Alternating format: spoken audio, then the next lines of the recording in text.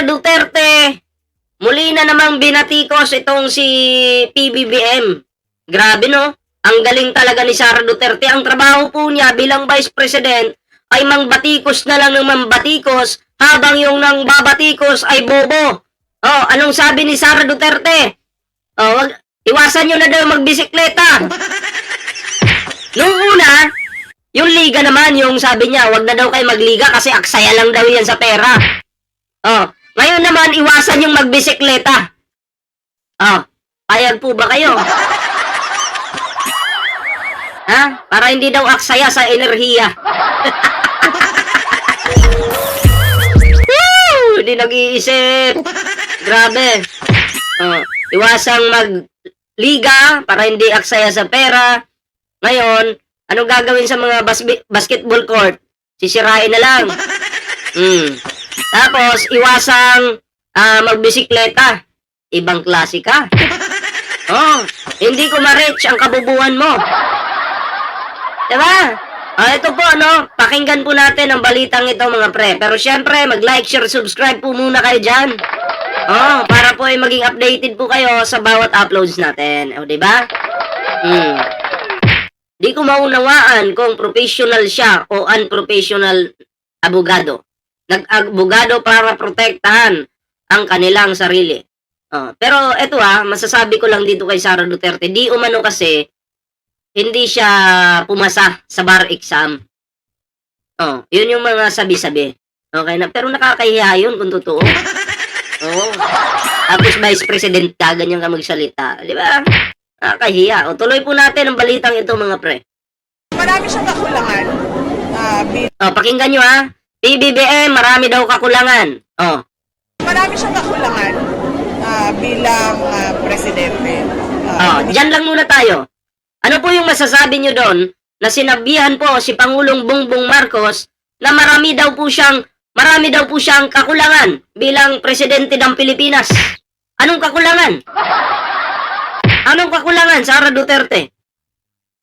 Ako'y naniniwala na sa'yo. Ngayon pa lang ako maniniwala sa'yo na kayo, nanonood sa akin ngayon, totoo po. No? Totoo po na si PBBM may kakulangan po talaga. Okay?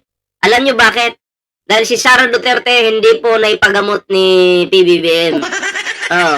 Lumala Lumala! Pinatingnan muna to, sana. PBBM, tulungan mo po ito. Pa-rescue natin.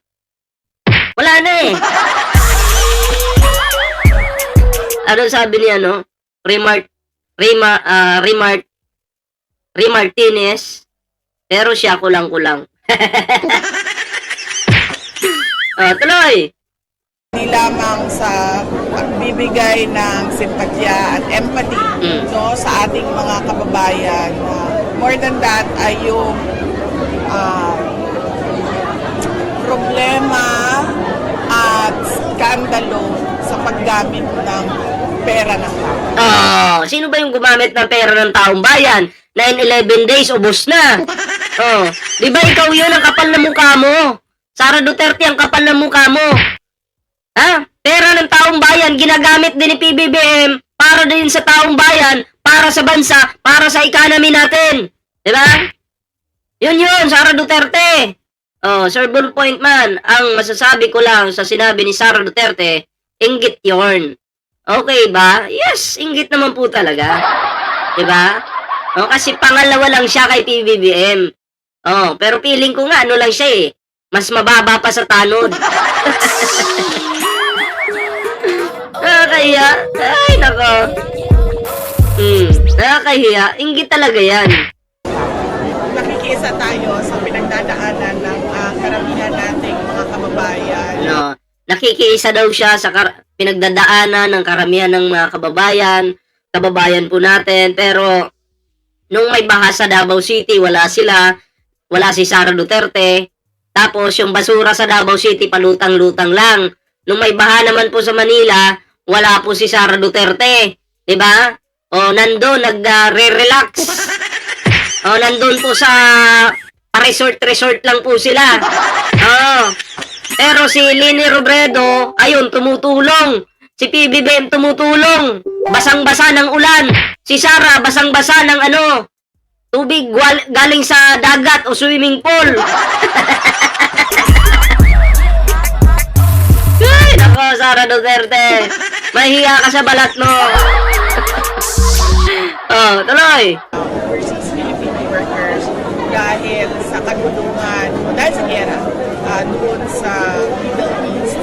At kung ano man yung matulong ng Office of the Vice President. Ano nga bang natulong mo? Wala ka namang tulong. Sino ba yung nagpauwi sa mga Pilipino? O, sino? O, di ba? Ang administrasyon ni PBBM, ay gagawin namin, ipaalam lang sa amin kung paano kami makakatulong. Hindi ito doon sa naungan yung sinabi na hindi man yan. Marami siyang kakulangan bilang presidente. Hindi lamang sa pagbibigay ng simpatya ay, shoutout to Lorek Aninga TV, empathy sa ating mga kababayan. More than that ay yung problema at skandalo sa paggamit ng pera ng tao. Ayan yung sinabi niya. Pag-iskandalo at paggamit ng pera ng taong bayan.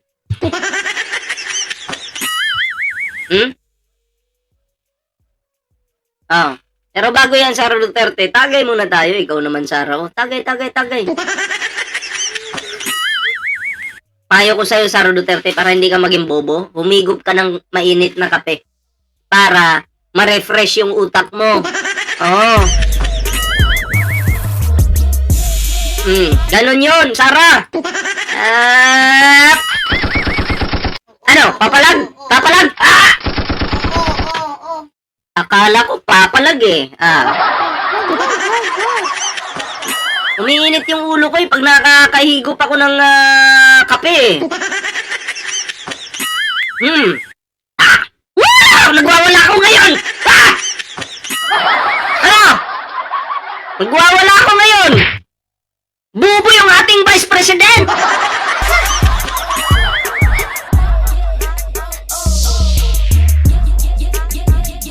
Kalma lang. Kalma.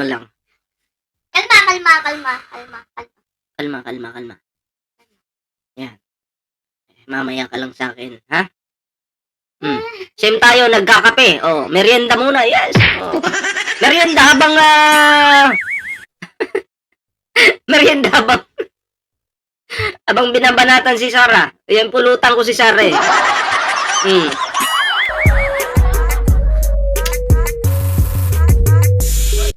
Okay. Yun po yung sinabi ni Sara Duterte, walang kwenta. Kasi, parang yung may binato ba siya kay PBBM na bato? Pag bato niya kay PBBM, nag-bounce sa kanya papunta. Tumama sa noon niya. Yun po yung ibig sabihin ng bidyong ito. Sampal sa kanya yun. Ha?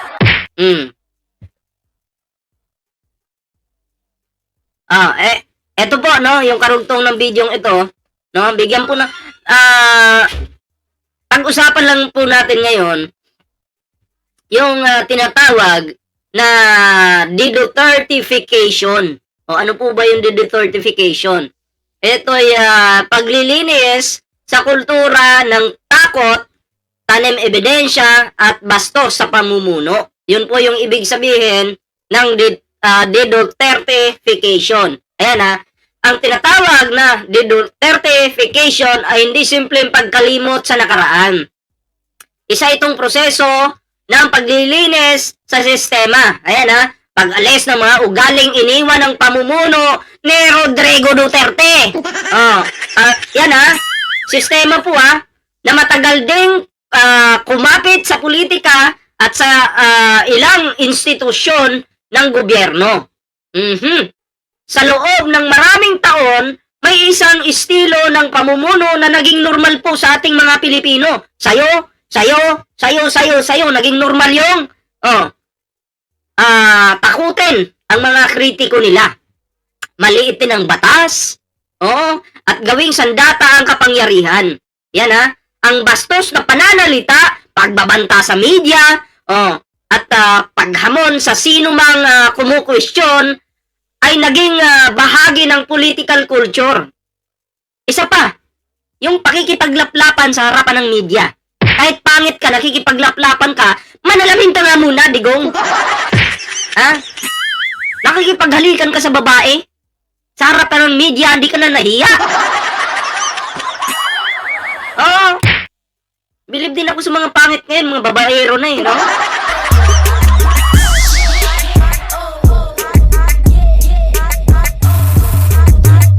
Para sa iba, ito po yung nagiging normal sa mga DDS to. Normal na daw to Ito na daw yung bago ngayon.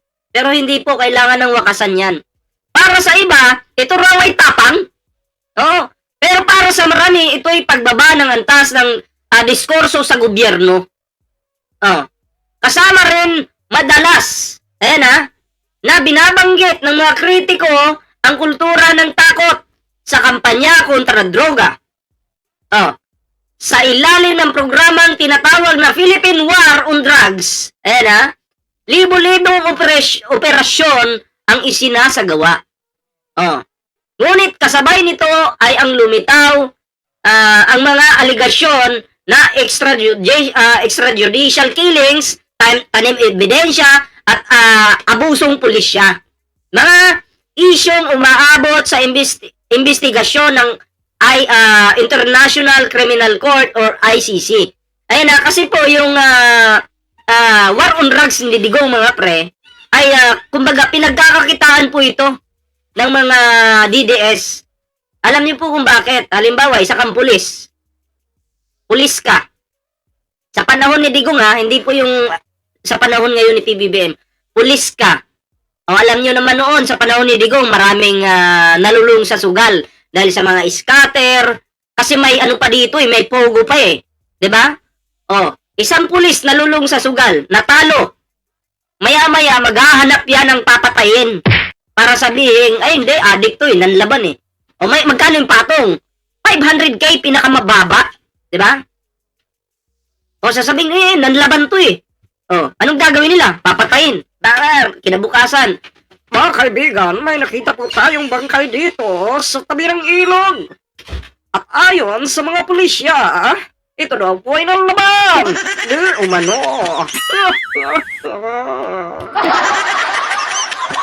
Yan po yung maririnig natin sa balita, mga pre. Pero yun po pala ay walang katotohanan. Pinatay dahil yung pulis nalulong sa sugal. Or di kaya sa pinagbabawal na gamot. Kailangan ng pera Lulong sa sugal. Baon sa utang. Ang gagawin? Kumapit sa patalim. Di ba? Yan po yung nangyayari. So, yan po yung ibig sabihin ng Dutertification, mga pre. Okay?